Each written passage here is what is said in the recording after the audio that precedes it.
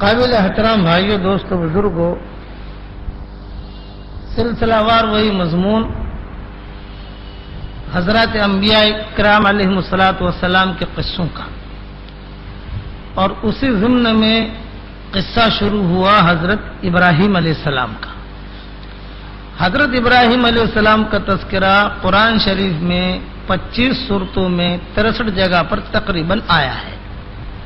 اللہ تعالیٰ نے الگ الگ انداز سے اس کو بیان کیا ہے، اور حضرت ابراہیم علیہ السلام نبیوں کی جماعت میں خاص مقام رکھتے ہیں، اونچا مقام ہے ان کا، اس لیے ان کا تذکرہ بھی بہت اونچا، اور علماء نے لکھا ہے کہ ان کا قصہ بھی آدمی بہت غور سے سنے، سارے قصے کا خلاصہ یہ ملے گا کہ قربانی دی، اللہ کے حکموں کو پورا کرتے رہے، تو ظاہر کے خلاف اللہ نے ان کی مدد کی، ظاہر کے خلاف انہوں نے قربانی دی، کہ جتنے بھی حالات آئے وہ سارے کے سارے ظاہر کے خلاف، کہ 5 سال تک غار میں رہنا، پھر گھر والوں جو ہے وہ مخالف ہو رہے، کہ باپ بھی مخالف ہو رہا، ماں بھی مخالف ہو رہی، حکومت مخالف ہو رہی، نمرود بادشاہ جو ہے وہ مخالف ہو رہا، اور یہ جمع ہوئے ہیں ایک اللہ کی بات کر رہے ہیں۔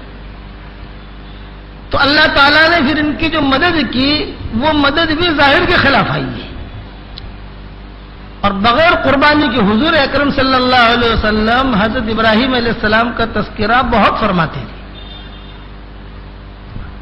جب معراج میں تشریف لے گئے، 7واں آسمان پر حضور صلی اللہ علیہ وسلم کی حضرت ابراہیم سے ملاقات ہوئی، تو حضرت ابراہیم نے جو حضور سے کہا تو مرحبا بالابن الصالح یہ کہا حضرت ابراہیم نے۔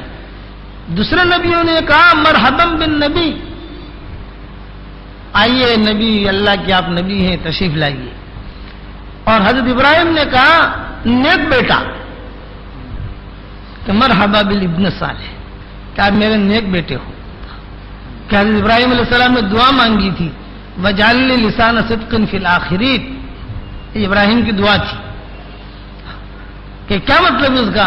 علماء نے لکھا ہے کہ ہر آدمی یہ دعا مانگے اپنی اولاد کے لیے، یہ قرآن کی دعا ہے۔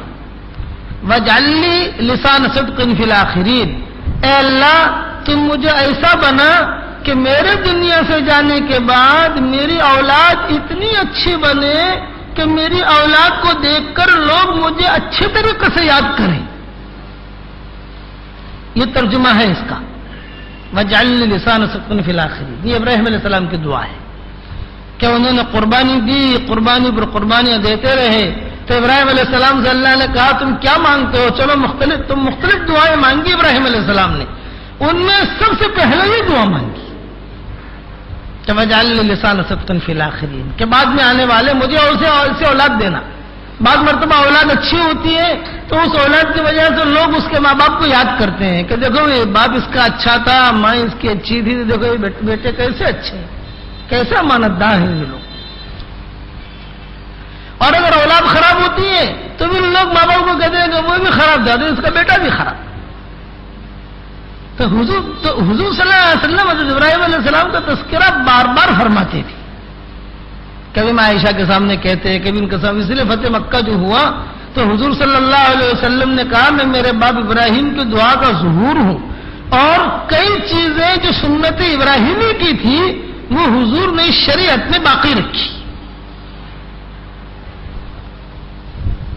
مثال کے طریقے پر قربانی وہ سنت ابراہیمی کی تھی، وہ قربانی ہماری شریعت میں باقی رہی۔ کئی چیزیں، مہمان نوازی وہ ان کی خاص عادت تھی، تو حضور صلی اللہ علیہ وسلم نے مہمان نوازی کے بہت فائدے بتائے اور بہت اس کے فضائل بتائے حدیثوں میں۔ یہ چلیے وہاں سے ابراہیم علیہ السلام کے زمانے سے مہمان نواز کے ہو، کہ اسی لیے ان کا نام تھا مہمان نواز کے۔ کوئی اکیلے کبھی کھانا نہیں کھاتے تھے، وہ انتظار میں رہتے تھے کوئی مہمان آئے تو مہمان کے ساتھ بیٹھ کے کھانا کھاؤ، یہ کتابوں میں لکھا ہے۔ کہ ایک مرتبہ جو ہے بیٹھے ہوئے تھے بھوکے، کوئی آیا نہیں، ایک مہمان آ گیا، جا رہا، ارے بھائی کھانا کھایا ہے کرنا، ارے بھائی آجا آجا آجا، کھانا کھا لے۔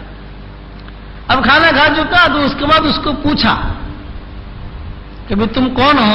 کیا ہو؟ تو وہ نکلا غیر مسلم، وہ نمرود کا ساتھی نکلا.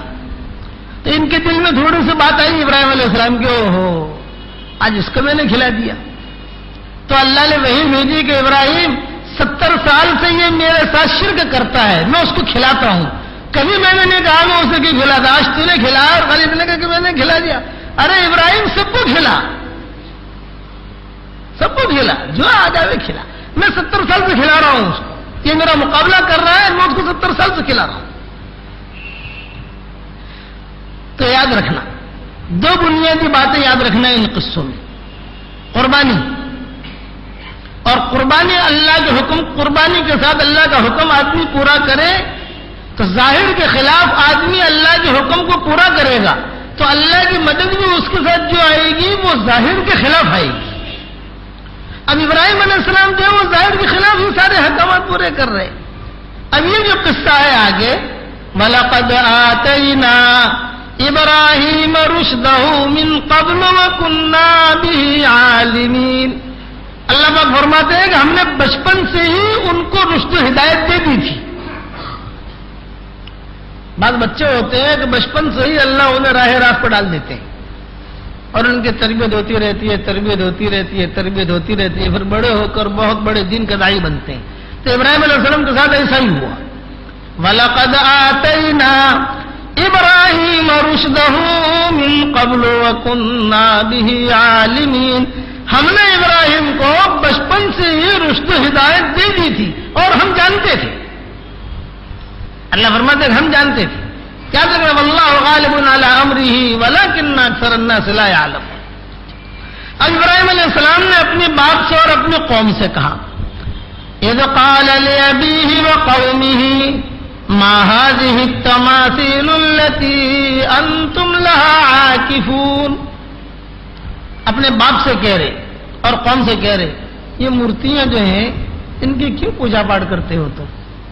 تمہاری عقلیں خراب ہو گئی. ان کو خریدتے بھی ہو، ان کو بناتی بھی ہو، پھر یہ ٹوٹ جاتی ہے تو ان کی ریپیئرنگ بھی کرتے ہو اور پھر جو ہے یہ سب پھینک بھی دیتے ہو، خریدتے بھی ہو، بھاؤ کرتے ہو، سب کچھ سنتے بھی نہیں، پھر بھی تم اس کی عبادت کر رہے. تو قوم نے جواب دیا: قالوا وجدنا آباءنا لها عابدین. کہ ہم نے ہمارے باپ دادا کو دیکھا وہ ان کی عبادت کرتے تھے تو ہم بھی عبادت کرتے ہیں. غور سے سننا، ہمارے گھر میں ماں باپ کی چلائی ہوئی کوئی چیز اگر چل رہی ہو